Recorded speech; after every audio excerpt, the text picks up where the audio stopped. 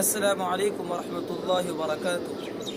حضرت معاذ بن جبل رضی اللہ تعالی عنہ سے مروی ہے کہ انہوں نے اللہ کے رسول صلی اللہ علیہ وسلم سے اس ایمان کے متعلق دریافت کیا جو ایمان سب سے افضل اور سب سے اعلیٰ ہو، تو اللہ کے رسول صلی اللہ علیہ وسلم نے فرمایا ان تحب للہ وتبغض للہ وتعمل لسانك في ذكر الله۔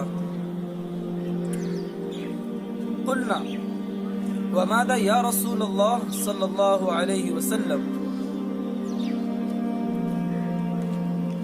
وأن تحب للناس ما تحب لنفسك وتكره لهم ما تكره لنفسك۔ اللہ کے رسول نے فرمایا کہ تم اللہ ہی کے لیے محبت کرو اور اللہ ہی کے خاطر بغض اور عداوت رکھو، اور اپنی زبان کو اللہ کی یاد میں لگائے رکھو۔ ہم نے عرض کیا یا رسول اللہ صلی اللہ علیہ وسلم، اور کون سا عمل سب سے بہتر ہے؟ اس پر اللہ کے رسول نے فرمایا کہ تم اپنے لیے جو چیز پسند کرتے ہو وہ دوسروں کے لیے بھی پسند کرو، اور اپنے لیے جو ناپسند کرتے ہو وہ دوسروں کے لیے بھی ناپسند کرو۔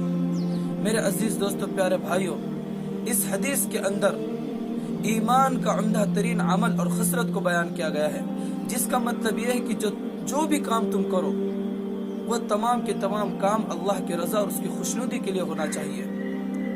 اور پھر سوال کرنے پر اللہ کے رسول نے فرمایا کہ تم لوگوں کے ساتھ اتنا اچھا معاملہ اور برتاؤ رکھو کہ جو چیز تم اپنے لیے پسند کرو وہی چیز اپنے بھائی دوسرے لوگوں کے لیے پسند کرو، اور اپنے لیے جو ناپسند کرتے ہو وہ دوسروں کے لیے بھی ناپسند کرو۔